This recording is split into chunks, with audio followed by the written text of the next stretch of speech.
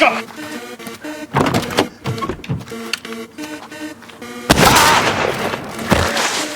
I'm a top minor killer, but now I'm strung up like a dog. To avoid blowing my cover, I pretended to be a lost tourist and pleaded with the hunter to spare my life. He saw how pathetic I looked and initially didn't plan to make trouble, just told me to get off his land. But when he looked down, he suddenly changed his mind, because he saw my gun hidden in the haystack. It was a custom sniper rifle I had brought from Germany to Hungary. Custom minus made by someone I tracked down myself, all for completing a future assassination and claiming the promised $1 million fee from my employer.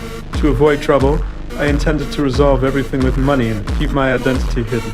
Unfortunately, we didn't speak the same language. I spoke English, he only spoke Hungarian. Neither of us could understand each other. He confiscated my gun and made a phone call. His brother runs a business in Budapest and had a multilingual translator with him. Hello, but do you speak English? Learning the school. So will you tell your friend here That I can pay him.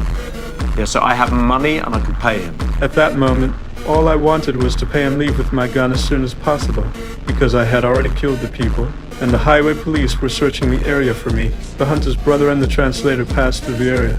The police saw they were locals and reminded them that there had been a shooting here last night. The killer might not have gone far. They told them to be cautious of a foreigner. The hunter and his brother, blinded by greed, decided to scam me for money, and then tie me up to claim the bounty at the police station. Meanwhile, I was enduring a complete humiliation while being tied up. The hunter saw I hadn't eaten all day and wanted to share some lard bread with me, but I cowed and accepted that stinky stuff and politely refused. Seeing me disobey, he walked over with the bread and forced it into my mouth. On the surface, it looked like he was sharing food, but in reality, it was a test of obedience. But his actions have already written his own death sentence.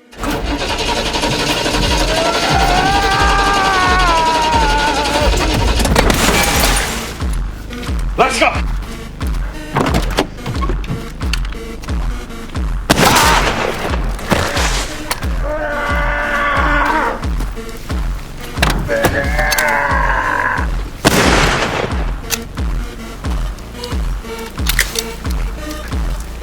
I struck back decisively, acted within seconds, not a word wasted, then stood still as if nothing had happened. I didn't kill the translator because I needed a driver. At that moment, I stared hesitantly at the birds in the sky, not knowing how to deal with the man beside me when we arrived. Killing must always have a reason.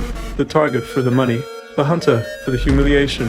After thinking for a long time, I finally found a reason.